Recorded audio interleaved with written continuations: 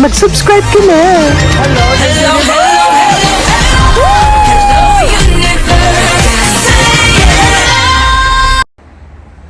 Hello mga buweks! Magandang araw sa inyong lahat. Galaw-galaw para hindi mo pa imburnal. Hello sa ating mga subscribers dyan. Ganun din sa ating mga new subscribers. Welcome to Parade of Beauty! If you are here today, welcome to the new era of beauty! Beauty is in you, o Jimwa! Hello mga buweks! Kamusta naman kayo? Saturday na naman, no? Sobrang bilis ng araw ngayon! Kasing bilis ng mga balita dito sa mga beauty pageants na ito, lalong-lalo na itong Miss Cosmo Organization. O Jimwa, nakakaloka. Break time ko ngayon. Kaya dapat ay magchikahan tayo. Hindi natin ito palalagpasin sa Parade of Beauty. Jimwa.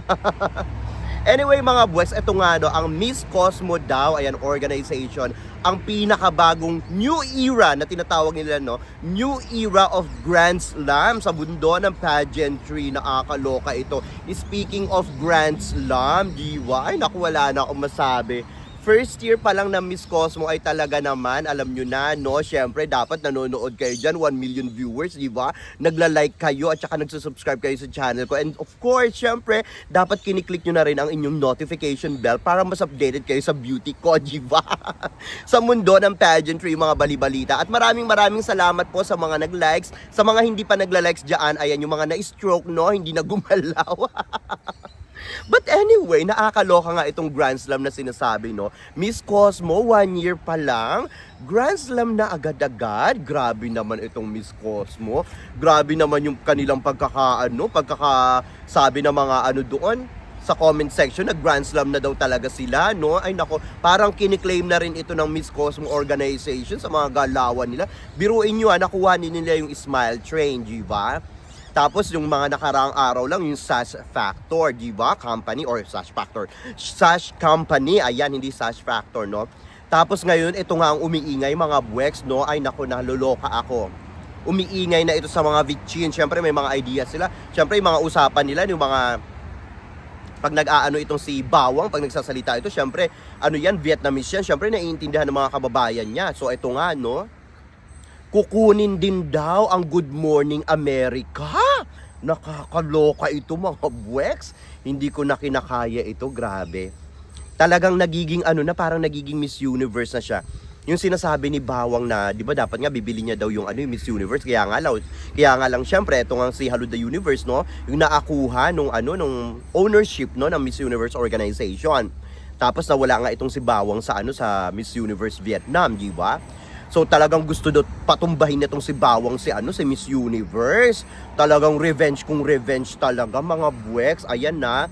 Siyempre alam niyo naman best friend niya best friend niya si Asukal, di ba? Eh siyempre si Asukal marami yang connection, di ba? Siyempre yung powers ni Asukal hindi mo rin masabi. Talagang ito namang si Mama Asukal talaga namang hindi rin nagpapaawat sa kanyang pagsuporta dito sa Miss Cosmo Organization. Siyempre, di ba? What are tawag doon? What our friends are for, ika nga, di ba? So, ganun tulungan talaga sila, mga buweks, nakakaloka ito. Grabe naman si Asukal, nakakatuwa naman yung kanyang suporta din dito sa Miss Cosmo, no? Kaya nga lang, syempre, kung iisipin mo, tulad ng mga sinasabi ng mga ibang tao, no? Maraming tao pala, lalo na sa mundo ng pageantry, mga pageant fans, na yung Miss Cosmo ay nagmumukha na siyang shadow ng Miss Universe. So sa part na yun, parang hindi nagiging maganda yung dating nung image, no, nung Miss Cosmo, lalo na yung track record nila nung nangyari pa lang itong unang taon pa lang nila, no. Kumbaga, na-hype ng bonggang-bongga, tapos yung kanilang nangyari doon sa results nila, sa final result nila, no? Tapos yung nanalo nga, no, parang sinasabi na questionable nga yung mga winners doon, lalo na yung pumasok sa top 5. Ang sinasabi nila, ang mas deserving na nasa top 5, yung 5 naiwan sa top 10. O Jimba, nakakaloka ito. Ayan, Smile Train, Sash Company, at saka yung Good Morning America, maukuha na rin ng Miss Cosmo Organization ni Bawang. Jimba, nakakaloka ito. At lang masasabi ko dyan, mga buweks, no? I think they need to have decency and class first, no? They have to have this decency and class first. Sa tingin ko talaga, before dreaming of something bigger like that, di ba? Siyempre, kailangan muna nilang ayusin yung organization nila, di ba? Yung mga controversy dyan, yung mga controversial na alam niyo yun, pinag-uusapan, syempre, halatang-halata naman na meron talaga mga controversial na pangyayari dyan sa Miss Cosmo, di ba? At saka, ipakita nila talaga sa mundo ng pageantry na deserving talaga sila na matawag na Grand Slam, di ba? Kasi, biruin mo, unang taon pa lang, parang, hindi ba parang medyo mayabang or masyadong mayabang? Yung dating naman, kung tatawagin ito kaagad na, kumbaga, agad-agad na Grand Slam, parang hindi naman makatarungan yun, di ba? Siyempre, hindi naman sa pangano, nauna pa dyan yung supranational, di ba? Nauna pa dyan ang, let's say, yung kagabi lang, yung pinanood natin, yung Miss Tourism. Ayan, Miss Tourism International, no? Ayan, nasa umbrella pala yan ng ni, anong tawag dito? Ni Cory Quirino, no? Sa Mucha ng Pilipinas. So, speaking of that, no? Singit ko lang. Nakakatuwa itong si Miss Cory Quirino. Biruin nyo kung siya yung may hawak ng ng Miss Universe Philippines, ha. Halimbawa lang, hindi ko naman inaano sila mamachonas. Ibig ko lang sabihin, no? Kasi di ba yung humahawak siya ng anong tawag dito, ng Miss World Philippines, di ba? Talagang plakadong-plakado yung mga kandidata natin dyan, di ba? Laging pumapasok sa kumbaga nagpe-penetrate, di ba? Tapos ngayon yung mga hawak niyang international pageants sa Mucha, di ba? Ay, Mucha Pilipinas. Talaga naman ngayong taon, di ba? Nakakaloka, wala na akong masabi. Well, congratulations kay Miss Cory Aquino. Ayan, Quirino. Miss Cory Quirino. Sorry po, ayan, hindi Cory Aquino, Cory Quirino. Ayan, nakakatuwa lang, no? But anyway, balikan natin itong Miss Cosmo, no? Nakakaloka lang. Sana patunayan muna nila. Ito nga, nauna na yung supranational, nauna na yung Miss Tourism International, di ba? Yung mga ganyang pageants, yung Miss Grand International, yung Miss Grand talaga kiniklaim nila na na Grand Slam sila. In fairness naman sa Miss Grand, no? Yung production and everything, basta production wise talagang maganda rin naman talaga. At saka matagal na kasi yung Miss Grand International. So, parang na yan, 12 years na yan, di ba? So, okay lang yun. Itong Miss Cosmo, Diyos ko Lord, kauumpisa pa lang, masyado naman yatang mayabang, di ba? They should have decency and class first, di ba? Bago sila magagaganyan, di ba? Nakakaloka itong Miss Cosmo. Kumbaga, they even seem to not have their originality. Kasi kinuha na nila lahat, di ba? Hindi naman masama yan, syempre. Kumbaga, ito namang Good Morning America. Matagal na kasing hindi rin nag-aano yung Miss Universe dyan, no? So, I don't know kung tapos na yung kontrata nila dyan. Kasi nung nawala na sa IMG era, hindi na natin nakikita yung Miss Universe title holder na kasama ito sa kanilang roster, sa kanilang media week, no? So, matagal-tagal na rin. Pero kung iisipin mo, sa dinami-rabi ba naman ng may sash company, no? Sa dinami-rabi ba naman na pwedeng kuhaning sponsor, like yung mga charitable institutions, no, like Smile Train, ganyan-ganyan, no, and mga TV stations, di ba? But ito pang tatlo, di ba? Parang mapanadya yung dating. Parang hindi ko nakikita yung sinasabing peace and harmony na sinasabi nila doon sa organization ng Miss Cosmo. Parang itong Miss Cosmo nag-aamok, di ba? Naghahamon ng gulo. Parang ganun ang nakikita ko, nakakaloka lang, no? Parang for a clout din, di ba? Siyempre, para mapag-usapan, siyempre nakuha nga nila yung Smile Train, Sash Company, tapos itong kukuhanin din nila itong Good Morning America para mapag-usapan, siyempre for a clout, di ba? Para masabing sila na yung new era of Grand Slam sa mundo ng pageantry. Nakakaloka. Kailangan ba nilang gawin yan? Hindi ba nila kailangan? Ibig sabihin, bakit hindi sila makapaghintay? Di ba? Nakakaloka itong organization na ito. Parang, parang hindi masyadong Hindi nga masyado Parang hindi talaga kapani-paniwala, no? Parang, basta parang made in China. Charot! Charito lang, no? Made in Vietnam yan. Ayan, no? So everything like copying the blueprint, no? Like the blueprint of Miss Universe, ayan na. Everything like copying the blueprint of Miss Universe. Napansin nyo ba, di ba? Yung blueprint has Miss Universe done, di ba? Parang lahat na lang kinakopy, pati yung kulay, no? Bakit hindi na lang sila nag-pink o kaya green? Kasi naman, or green na lang, no? Kasi di ba environmental keme-keme yung nila, yung team ng nila, ng Miss Cosmo nila, no? Nakakaloka talaga itong Miss Cosmo. Long way to go for me, no? Before we recognize you. Ayan na, as a Grand Slam pageant. Matagal-tagal pa, Diyos ko Lord. Wala pa nga kalahating taon. Kumbaga, nag-start itong Miss Cosmo. Sabihin natin, nag-start sa kanila nung December last year, no? Yung kanilang national pageant. Pero yung international, wala pang isang taon, wala pang kalahating taon, nung October lang ito. Tapos, Grand Slam na agad, di ba di bagsak nga yung kanilang yung kanilang anong tawag dito, yung engagement nila sa social media sa Facebook, sa YouTube, ganun din sa nila. Ganun din sa Instagram nila, halos wala naman na nanonood doon. Kasi ayan, ganyan yung ginawa nyo kay Atisa Manalo. Ayan, good luck sa inyo, no?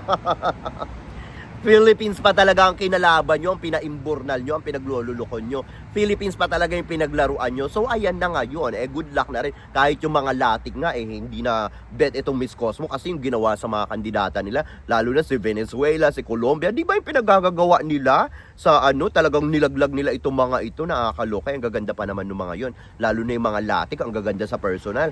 Tapos nilaglag, di ba? Tapos hindi naman nila nilabas yung nilabas pa nila yung kay Ketut na closed door interview pang clout, para lang masabi na deserving talaga itong si Ketut. Hindi naman nila nilabas lahat, kahit naman si napanood ko rin yung kay Thailand hindi naman ganun kapalong-palo. Kay Ketut naman medyo okay, pero yung kay Thailand hindi talaga hindi talaga yung kay Thailand, hindi talaga palong-palo, pero yung kay Ketut medyo okay naman. Pero parang feeling ko kasi kay Ketut, parang siya, parang well-edited. Na-realize ko yung pinanood ko, parang masyado na siyang edited, no?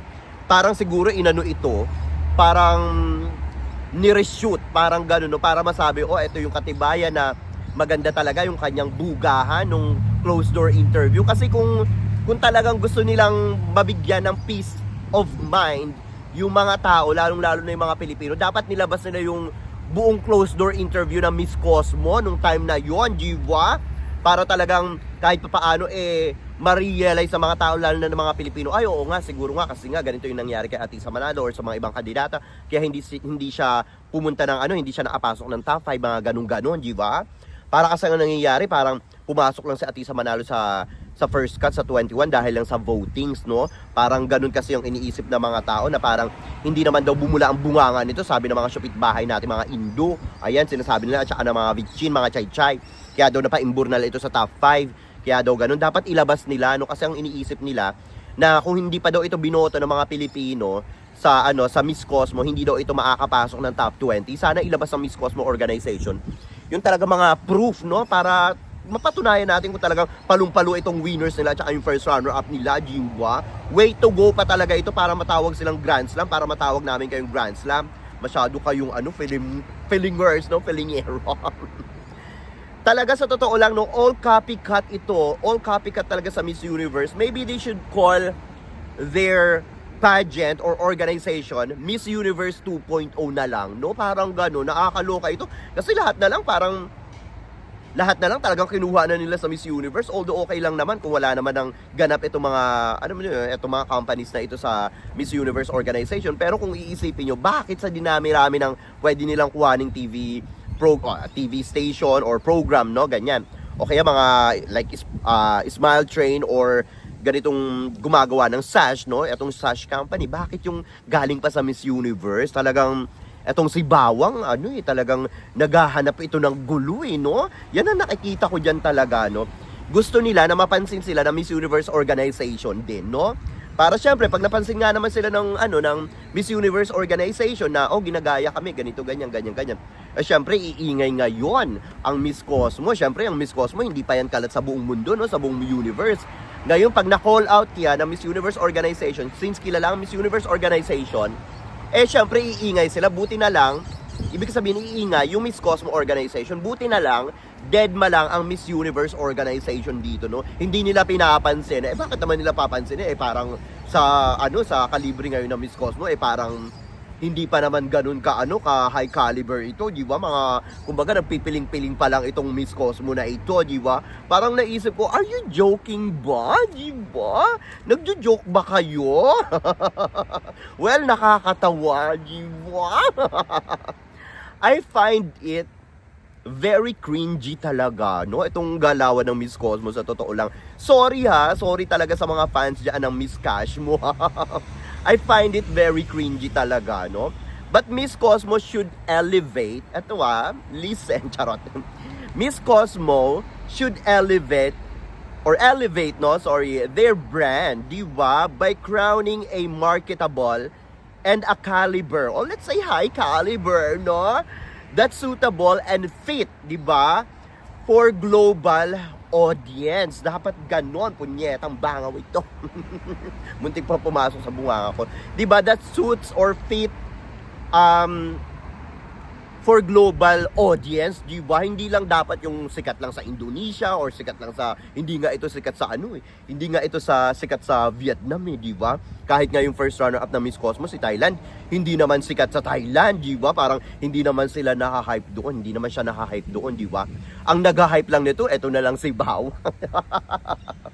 Si Bawang na lang ang nag-hype sa mga winners niya. Parang wala, patay na patay talaga mga bots. Kasi kung iisipin nyo, simula nang nanalo si Ketut, parang hindi mo maramdaman na yung Miss Cosmo di ba? Kasi after nung mga pangyayari na yun, talagang malaking question yung hindi pagkapasok nung talagang let's say yung sa yung sa top 5 doon yung naiwan sa top 5. Actually yung naiwan doon sa top 5, sila pa yung malalakas talaga Sila talaga yung mga malalakas at saka sobrang magaganda talaga, di ba? Tapos Atisa Manalo, kung iisipin mo, sobrang hype na hype sa Miss Cosmo. Tapos ganyan lang palang ginawa ng Miss Cosmo. Nakakaloka naman itong Miss Cosmo. Tapos ngayon, kiniklaim na nila na silang Grand Slam. How come? Saan nang galing yun? Di ba? Saan nang galing yun? May binayaran ba silang mga mga pageant fans para paingayin yung Well, sa bagay, marami naman silang pera. Di ba? They can do whatever they want, di ba? So, pera-pera lang din yan, di ba? Kasi minsan yung mga dyan, binabayaran din, di ba? Aminin natin yan sa hindi, di ba? Yung mga may dyan, pageant pages or mga stupid bahay natin or mga anong tawag dito? Social media influencers, yung mga iba dyan, mga stupid bahay natin, di ba? Nababayaran yung mga yan, di ba? Para mag-ingay Kaya lang kahit naman anong pag-iingay nila, hindi rin naman umiingay itong Miss Cosmo. Kaya ayan, puro cloud chasing sila talaga, no? Puro cloud lang sila para umingay. Di ba? Nakakaloka. Dilulu overload talaga itong itong Miss Cosmo, no? Talagang ginagawa nila lahat para para mag-feeling sila, para paingayin nila na sila na yung number 1 pageant sa mundo ng pageantry. Ay naku, ewan ko dito sa Miss Cosmo na ito. Nakakaloka. Well, anyway mga buwaks, ano masasabi nyo dito sa ating mga chika ngayong araw na ito? Mag-ingay kayo sa ating comment section para makita ko rin ang inyong mga opinion. Hanggang sa susunod natin mga chika-chikahan. Bye for now mga buwaks, and I love you all. Bye! See ya!